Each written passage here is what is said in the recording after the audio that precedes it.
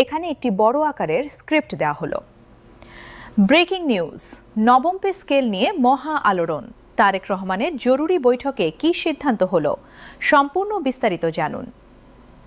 আসসালামু আলাইকুম সম্মানিত দর্শক, আপনাদের স্বাগত জানাচ্ছি আমাদের চ্যানেলে। আজকের এই বিশেষ প্রতিবেদনে আমরা নিয়ে এসেছি নবম পে স্কেল সংক্রান্ত সবচেয়ে গুরুত্বপূর্ণ এবং সর্বশেষ আপডেট।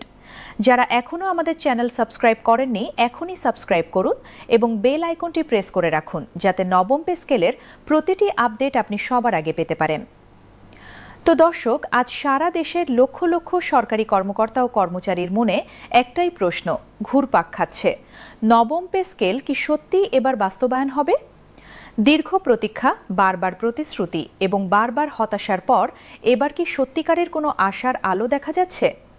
আজকের প্রতিবেদনে আমরা এই প্রশ্নের উত্তর খোঁজার চেষ্টা করব বিস্তারিতভাবে।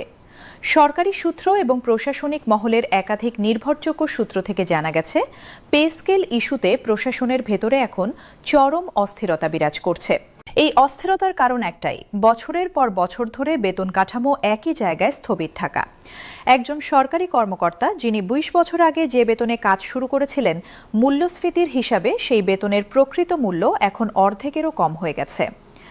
বাজারে নিত্য প্রয়োজনীয় জিনিসের দাম আকাশচুম্বী, বাড়ি ভাড়া বৃদ্ধি পেয়েছে কয়েক গুণ, সন্তানের পড়ালেখার খরচ বেড়েছে, চিকিৎসা ব্যয় বেড়েছে, কিন্তু বেতন সেই তুলনায় বাড়েনি বললেই চলে।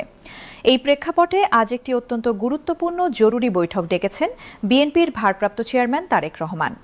এই বৈঠকে পে স্কেল বাস্তবায়নের বিষয়টি মূল আলোচনার কেন্দ্রবিন্দুতে রয়েছে বলে আমাদের সূত্র নিশ্চিত করেছে।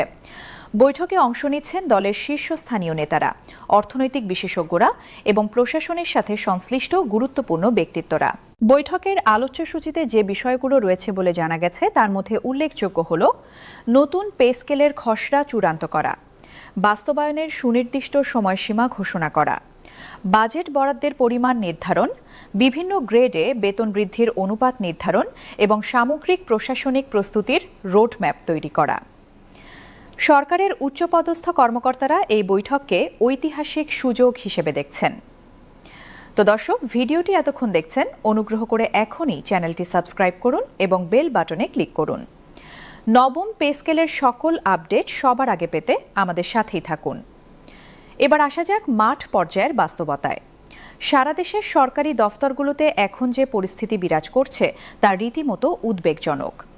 নিম্ন মধ্যম গ্রেডের কর্মচারীরা, যারা কিনা সরকারি প্রশাসনের মূল ভিত্তি, তারা এখন চরম আর্থিক কষ্টে দিন পার করছেন।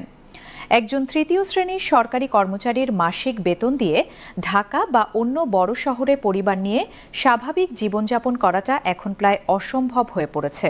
রাজধানীর বাইরে জেলা ও উপজেলা পর্যায়ের কর্মচারীদের অবস্থা কিছুটা ভিন্ন হলেও তারাও মূল্যস্ফীতির বাইরে নন। শিক্ষা খাতে কর্মরত সরকারি শিক্ষকরা, স্বাস্থ্য খাতের নার্স ও টেকনিশিয়ানরা, কৃষির বিভাগের মাঠ কর্মীরা সকলেই একই কণ্ঠে বলছেন, বর্তমান বেতনে সংসার চালানো দিন দিন কঠিন হয়ে যাচ্ছে। বিভিন্ন সরকারি কর্মকর্তা কর্মচারী সংগঠন এবং ইউনিয়নের নেতারা জানাচ্ছেন, এই পরিস্থিতিতে কর্মক্ষেত্রে মনোবল এবং উৎপাদনশীলতা দুটোই কমে যাচ্ছে। যখন একজন কর্মচারী সকালে অফিসে আসেন এই দুশ্চিন্তা নিয়ে যে মাস শেষে বেতন দিয়ে বাড়ি ভাড়া দেবেন নাকি সন্তানের স্কুলের বেতন দেবেন, তখন তার কাছ থেকে সর্বোচ্চ কর্মদক্ষতা আশা করাটা বাস্তবসম্মত নয়। অর্থনীতিবিদরা এই বিষয়ে একটি গুরুত্বপূর্ণ পর্যবেক্ষণ তুলে ধরেছেন। তারা বলছেন, নতুন পে স্কেল বাস্তবায়ন শুধু কর্মচারীদের জন্য নয়, এটি দেশের সামগ্রিক অর্থনীতির জন্য প্রয়োজনীয়। সরকারি কর্মচারীরা যদি বেশি বেতন পান তাহলে তাদের ক্রয় ক্ষমতা বাড়বে। এই বাড়তি ক্রয় ক্ষমতা বাজারে পণ্য ও সেবার চাহিদা তৈরি করবে। ফলে ছোট ও মাঝারি ব্যবসায়ীরা উপকৃত হবেন, কর্মসংস্থান বাড়বে এবং করের আওতা প্রসারিত হবে। তবে একই সাথে অর্থনীতিবিদরা এই সতর্ক বার্তাও দিচ্ছেন যে পরিকল্পনাহীনভাবে বেতন বাড়ালে সরকারের রাজস্ব ঘাটতি বৃদ্ধি পেতে পারে, মুদ্রাস্ফীতি আরও বেড়ে যেতে পারে এবং সামষ্টিক অর্থনৈতিক ভারসাম্য বিনষ্ট হতে পারে। সে কারণেই তারা জোর দিচ্ছেন সুপরিকল্পিত ও ধাপে ধাপে বাস্তবায়নের উপর। সরকারি কর্মচারী ইউনিয়নগুলো ইতোমধ্যে তাদের দাবিনামা স্পষ্টভাবে উপস্থাপন করেছে। তাদের প্রধান দাবিগুলোর মধ্যে রয়েছে, ন্যূনতম বেতন উল্লেখযোগ্যভাবে বৃদ্ধি করতে হবে, মহার্ঘ ভাতা বাস্তব মূল্যস্ফীতির সাথে সামঞ্জস্যপূর্ণ করতে হবে, বাড়ি ভাড়া ভাতা বাড়াতে হবে, চিকিৎসা ভাতা যুগোপযোগী করতে হবে এবং পেনশন ব্যবস্থায় সংস্কার আনতে হবে। ইউনিয়ন নেতারা বলছেন, আজকের বৈঠকে যদি সুস্পষ্ট সিদ্ধান্ত না আসে এবং বাস্তবায়নের সুনির্দিষ্ট রোডম্যাপ ঘোষণা করা না হয়, তাহলে আন্দোলনের পথে যাওয়া ছাড়া তাদের আর কোনো উপায় থাকবে না। তবে তারা এখনো আশাবাদী যে আজকের বৈঠক থেকে ইতিবাচক কিছু বেরিয়ে আসবে। তো দর্শক, ভিডিওটি দেখতে থাকুন। এখন পর্যন্ত যারা আমাদের চ্যানেল সাবস্ক্রাইব করেননি, অনুগ্রহ করে এখনই সাবস্ক্রাইব করুন। নবম পে স্কেলের সকল আপডেট সবার আগে পেতে বেল বাটনটি অবশ্যই চাপুন। প্রশাসনের অভ্যন্তরীণ সূত্র থেকে আরও একটি গুরুত্বপূর্ণ তথ্য পাওয়া গেছে।